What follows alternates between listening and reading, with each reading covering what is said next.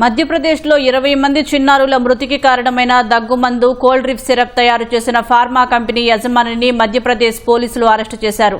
Sresan pharma సంస్థ యజమాని yes రంగనాథ్ను arrest చేసినట్లు పోలీసులు ప్రకటించారు.